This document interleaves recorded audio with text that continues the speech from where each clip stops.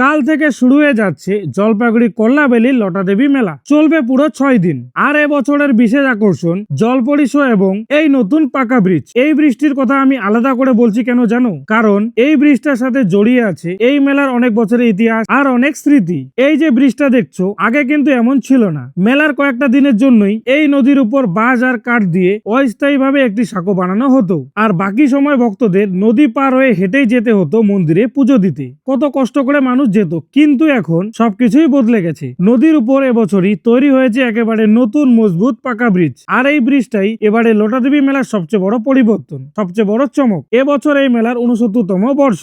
চারিদিকে সবুজ চা বাগান, নদীর ঠান্ডা হাওয়া, পাখির ডাক, আর সেই নতুন ব্রিজ পেরিয়ে ঢুকে পড়া মেলার ভিড়ে। দোকান, খেলনা, নাগরদোলনা, চটপটি, ঘুগনি, জিলিপির গন্ধ, ছোটদের হাসি সব মিলিয়ে পুরো জায়গাটা হয়ে ওঠে এক টুকরো আনন্দের শহর। শুধু ব্রিজই নয়, পুকুরের চারপাশটাও এবছর সুন্দর করে পাকা করে বানানো হয়েছে। এখন জায়গাটা অনেক বেশি পরিষ্কার আর গোছানো। শুনেছি এই পুকুরেই নাকি মাঝে মাঝে কচ্ছপও দেখা যায়। আর সবচেয়ে বড় সারপ্রাইজ, এই প্রথমবার এই মেলায় হচ্ছে জলপরি শো। টিকিট মূল্য মাত্র 100 টাকা। সাথে নাগরদোলনা, ট্রেন রাইড, ব্রেক ড্যান্স, মানে পুরো ফ্যামিলি এন্টারটেনমেন্ট। সন্ধ্যা নামলে চারিদিকে রঙিন আলো, জলের উপর সেই আলো ছায়া, পুরো জায়গাটা হয়ে ওঠে একদম ম্যাজিক্যাল। এই লটাদেবী মন্দিরটা স্থানীয়দের কাছে খুবই পবিত্র। অনেকে বিশ্বাস করেন এখানে মানত করলে মনোবাসনা পূরণ হয়, তাই দূর দূরান্ত থেকে মানুষ আসে দর্শন করতে। সত্যি বলতে এমন প্রাকৃতিক পরিবেশে চা বাগানের মাঝখানে এই মেলার ভাইবটা একদম আলাদা। পরিবার, বন্ধু, হাসি, আড্ডা, এই ছোট ছোট মুহূর্তগুলি মেলাকে এতটা বিশেষ করে তোলে।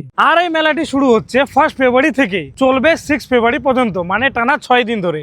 তোমরা কি কখনো এসেছো এই মেলায়? আমার এই ভিডিওটি ভালো লাগলে একটা লাইক আর একটা কমেন্ট করতে ভুলো না। সাথে আমার পেজটি ফলো করে দিও।